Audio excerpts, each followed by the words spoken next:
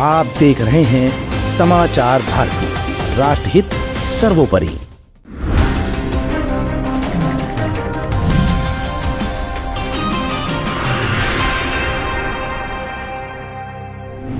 दो लड़कों ने यूपी जीता खटाखट खटाखट खटाखट। बीजेपी के 400 पार का बंटा था, जिसको एनडीए गठबंधन कहता था लड़का, उनकी जोड़ी ने कर दिया कमाल। बीजेपी को कर दिया सफा चट सफा चट सफा चट।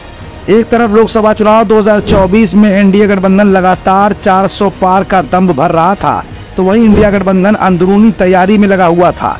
लेकिन इन सब के बीच आम जनता की नजरों में एक ऐसा फैक्टर भी सामने आया था जो शायद बीजेपी ने नजरअंदाज कर दिया था, और इसी नजरअंदाजगी का खामियाजा भाजपा को उठाना भी पड़ा। न केवल उत्तर प्रदेश में बल्कि पूरे देश में क्षत्रियों की नाराजगी का मामला। राजस्थान में पुरुषोत्तम रूपाला को जो टिकट दिए जाने और क्षत्रिय समाज पर उनकी अभद्र टिप्पणी से जो शुरू हुआ और गाजियाबाद में जनरल वीके सिंह के टिकट कट जाने पर खत्म हुआ, इसका असर पश्चिमी उत्तर प्रदेश से लेकर पूर्वी उत्तर प्रदेश तक साफ तौर पर देखा भी गया था। क्षत्रियों की नाराजगी अंदरूनी तौर पर भाजपा को नुकसान भी पहुंचा गई है। अखिल भारतीय क्षत्रिय महासभा से लेकर तमाम क्षत्रिय संगठनों ने बीजेपी का इस बार जमकर विरोध किया। अनुप्रिया पटेल के राजा भैया को खरी खोटी सुनाना और उसके बाद तमाम एक के बाद एक ऐसे मामले सामने आए जिसमें क्षत्रियों की नाराजगी बढ़ती ही जा रही थी।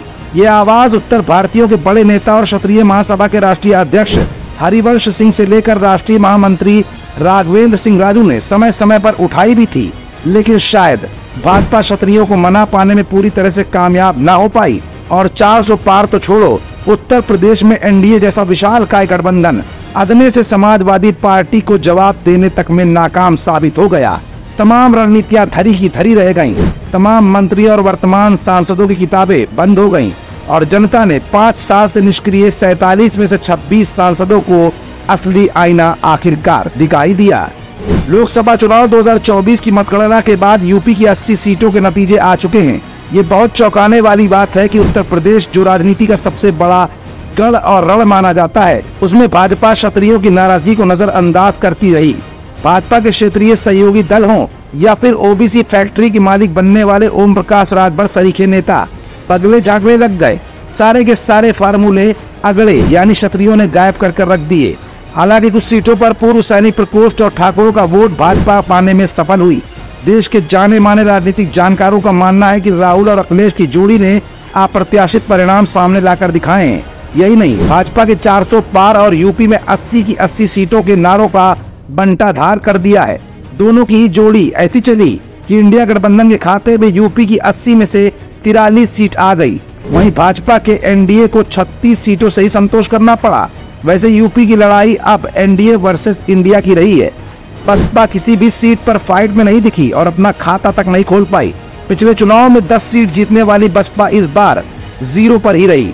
कई सीटों पर बवाल हुआ, चाहे फर्रुखाबाद हो या मिर्जापुर, वाराणसी हो या जौनपुर, बांसगांव, मुजफ्फरनगर या फिर अलीगढ़। 140 करोड़ आबादी के विश्व के सबसे बड़े लोकतंत्र में छिटपुट घटनाएं भी सामने इस लोकसभा चुनाव में आई हैं। चुनाव आयोग पर आरोप भी लगे, लेकिन विपक्ष की साझा रणनीति से मजबूत विपक्ष सामने नजर आने लगा और आखिरकार क्षत्रियों की नाराजगी के तमाम मुद्दों को अखिलेश और राहुल ने जमकर तमाम मंचों से उठाया भी था और क्षत्रियों को लामबद्ध करने में जागरूकता की कोई कमी नहीं छोड़ी।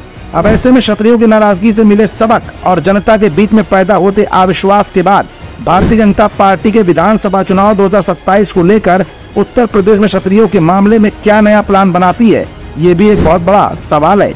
समाचार भारती के लिए विशेष संपादक राघवेंद्र सिंह राजू की स्पेशल रिपोर्ट। आप देख रहे हैं समाचार भारती, राष्ट्रहित सर्वोपरि।